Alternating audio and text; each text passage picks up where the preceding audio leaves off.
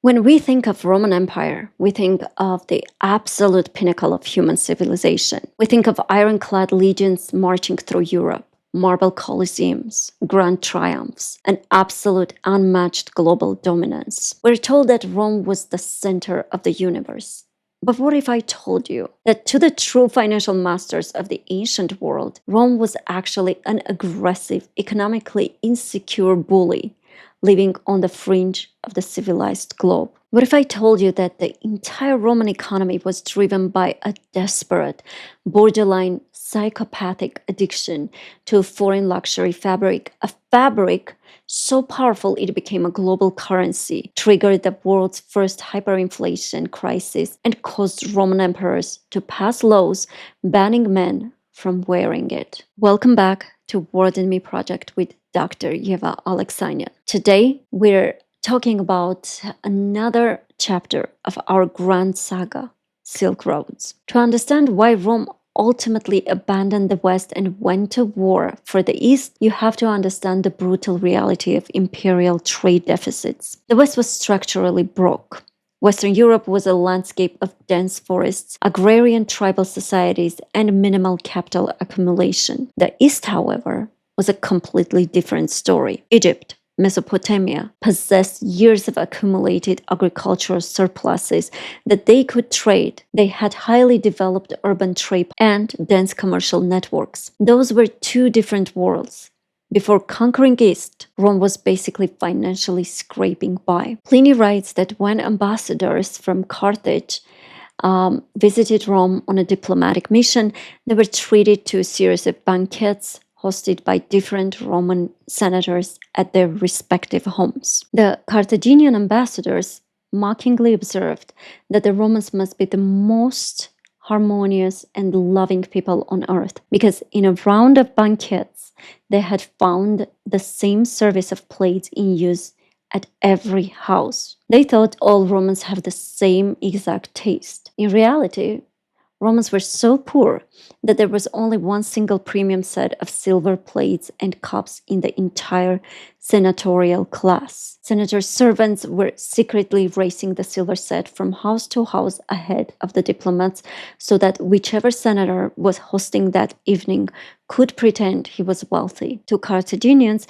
who used the gold and silver tableware daily, Rome looked laughingly broke. That was the mighty Rome before the wealth of the East changed the game forever. Rome, through brutal military efficiency, conquered and consolidated the Mediterranean. But military victory doesn't automatically create a sustainable wealth. To fund a massive bloated imperial bureaucracy, you need high-value commerce and massive agricultural surpluses. And this is where the entire trajectory of Western civilization changed, when Rome could conquer one wealthy geographic point: Egypt. Rome needed a financial engine. In the late 1st century BC, Rome was financially exhausted from decades of bloody civil wars. The Republic was dying, drowning in debt.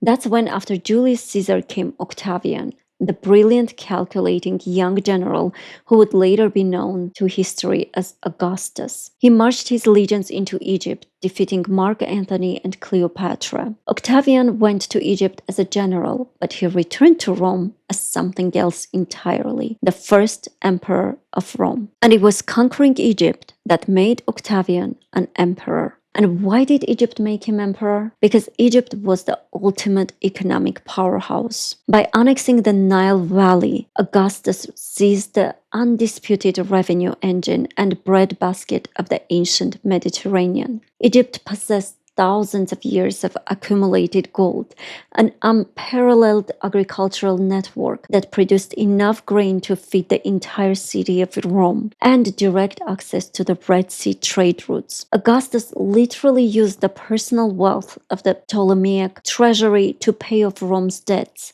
fund his veteran soldiers, and stabilize the currency. The conquest of Egypt gave Rome enough capital to transform from a regional power into a global superpower. After getting the wealth of Egypt, the new Roman Empire turned its eyes even further east. As Rome expanded into Asia Minor and Syria, this wasn't a blind territorial conquest. They were deliberately plugging into pre-existing trade networks that connected the Mediterranean to the Persian Gulf, India, and the borders of China. They found spices that could buy estates, glasswork of intoxicating complexity, and above all, they found a revolutionary textile that left the Roman aristocracy completely breathless: silk. It is hard to the modern mind to comprehend just how radical silk was. In a world accustomed to coarse wool, rough linen, and heavy leather, silk was a miracle of technology. It was impossibly light, dazzling, lustrous, cool in the scorching Mediterranean summer, and warm in the winter. But it wasn't just a fabric. It quickly mutated into the ultimate, undisputed status symbol of the ancient world. If you wore silk in Rome, you weren't just wealthy, you were a god among men. You were untouchable. And what is very interesting, silk quickly evolved past a luxury item and took on a far more terrifying role in the global economy. It became a currency because silk was highly valuable, incredibly light, universally desired, and virtually indestructible if stored correctly. Merchants along the trans-Eurasian trade routes began using bolts of silk exactly like we use $100 bills today. It was a standardized unit of value. Soldiers were paid in silk, treaties were negotiated in silk, empires were bought and sold in silk. But there was a massive systematic flaw in this global trade network, and Rome was at the losing end of it. China held a strict death penalty enforced monopoly on how silk was made. And how did Rome buy the silk?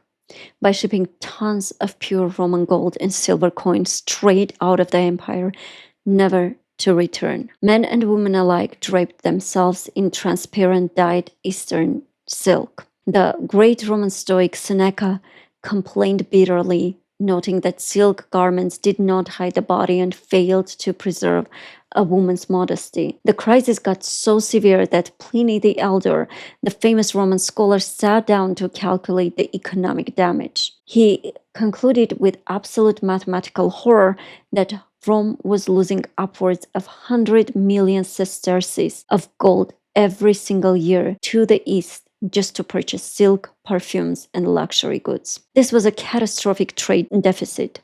Rome was literally hollowing out its own gold reserves, bleeding its financial lifeblood into the markets of India, Persia, and China. Emperor Tiberius tried to step in.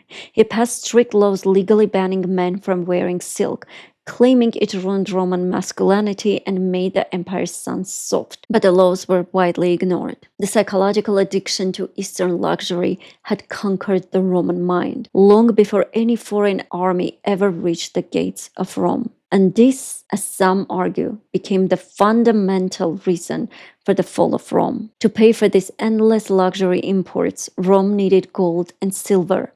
But because of this chronic trade deficit, Rome's precious metal reserves were steadily draining into the east. Facing a severe liquidity crisis, the Roman state resorted to a desperate, fatal measure: currency debasement. They began mixing cheap copper and bronze into the silver denarius, the standard coin used to pay the empire's protectors, the army. Under Augustus, the coin was 95% pure silver.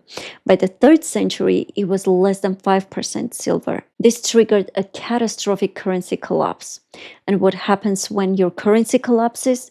Your military collapses with it. Roman legions didn't want to bleed for worthless copper.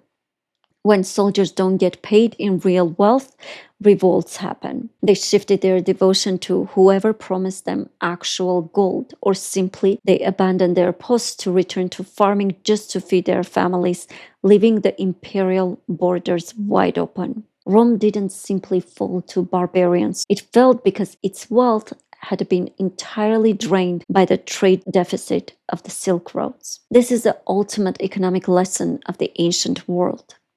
Great empires rarely fall just because of enemy weapons.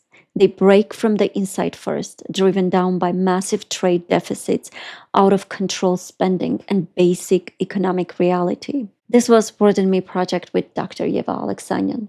Don't forget to like this video, subscribe to our channel, and turn on notifications so you don't miss our next video. The world is far more complex, beautiful, and interconnected than it seems. Until next time on the Silk Roads.